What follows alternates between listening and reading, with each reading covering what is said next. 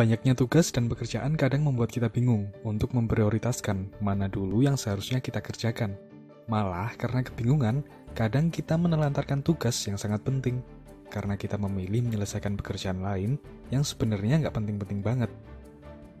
Di video ini kita akan belajar untuk memprioritaskan dan menyelesaikan pekerjaan kita secara logis dan mudah, dibantu dengan matriks Eisenhower.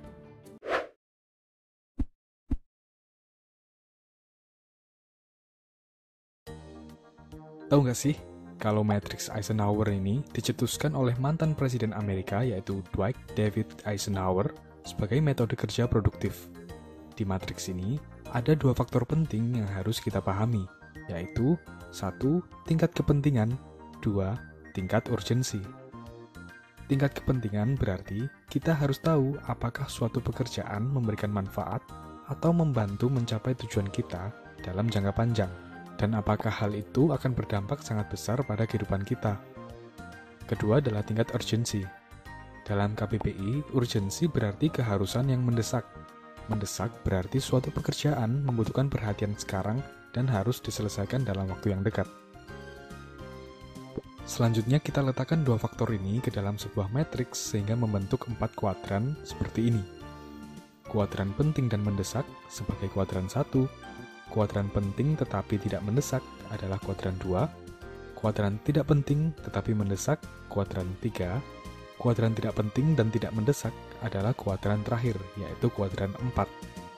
Untuk meletakkan pekerjaan kita dalam salah satu kuadran ini, akan lebih mudah saat kita mencatat pekerjaan apa saja yang perlu diselesaikan ke dalam suatu daftar pekerjaan.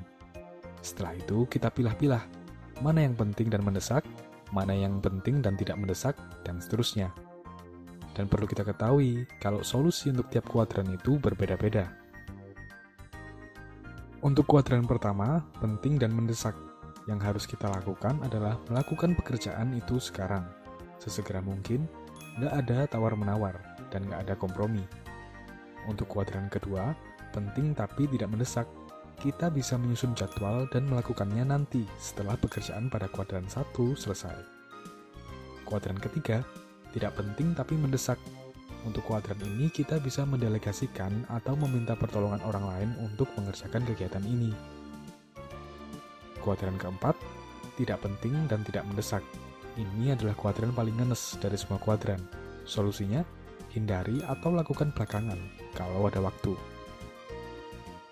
Contohnya nih, Lala, seorang pegawai swasta yang memiliki keinginan untuk menjadi wanita karir sukses di bidangnya. Pada satu hari, dia mendapati dirinya dikelilingi oleh berbagai tugas. Dia bingung, mau mulai dari mana? Karena semua pekerjaan ini terlihat penting dan mendesak di mata Lala. Ayo kita bantuin Lala pakai matriks Eisenhower ini. Pertama, kita mulai dari membuat daftar pekerjaan Lala. Yuk, dicatetin satu-satu. Ada laporan bulanan yang deadline-nya 3 hari lagi. Ada meeting dengan klien besar yang mana klien ini udah jadi target Lala beberapa bulan lalu. Terus servis mobil, karena lampu engine check-nya menyala, menandakan ada masalah di mesin. Ada juga kerjaan lain yaitu menghapus email spam yang masuk, karena Lala nggak suka nih sama email spam. Setelah membuat daftar kerjaan, kita lakukan langkah yang kedua, yaitu pembobotan.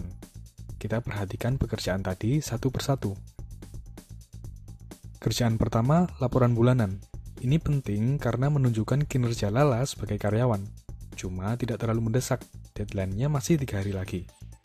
Jadi untuk kerjaan ini kita taruh di kuadran 2. Artinya, kerjaan ini kita jadwalkan untuk diselesaikan setelah kerjaan di kuadran 1 beres.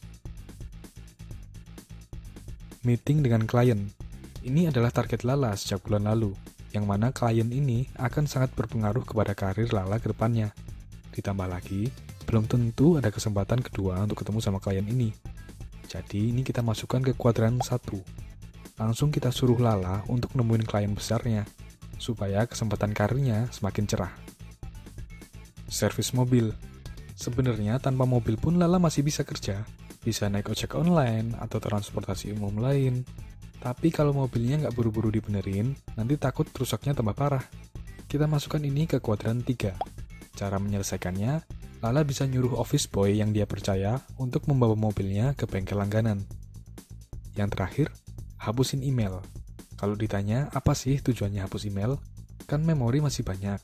Lagian kalau ada email penting, bisa kita pindahin ke folder lain, atau cari dengan fitur search. Memilih-milih email untuk dihapus akan memakan waktu. Kita masukkan ini ke kuadran 4. Solusinya, cuekin aja. Atau emang kalau mau rapi, kerjain setelah semua yang ada di kuadran lain selesai. Mungkin contoh ini bisa berbeda dengan pendapat kamu, tapi itu bukan masalah. Karena tingkat kepentingan orang akan berbeda sesuai dengan tujuan dari masing-masing individu. Maka dari itu, matriks ini saya sampaikan kembali supaya bisa teman-teman gunakan untuk mengelola tugas, bekerja secara efektif dan efisien, dan mencapai tujuan kalian masing-masing. Kalau masih bingung bagaimana memilah pekerjaan, coba dengerin nasihat dari sang pencetus metode ini. Oke, sekian dulu videonya. Saya Nat. Ayo bareng-bareng jadi lebih baik. See you!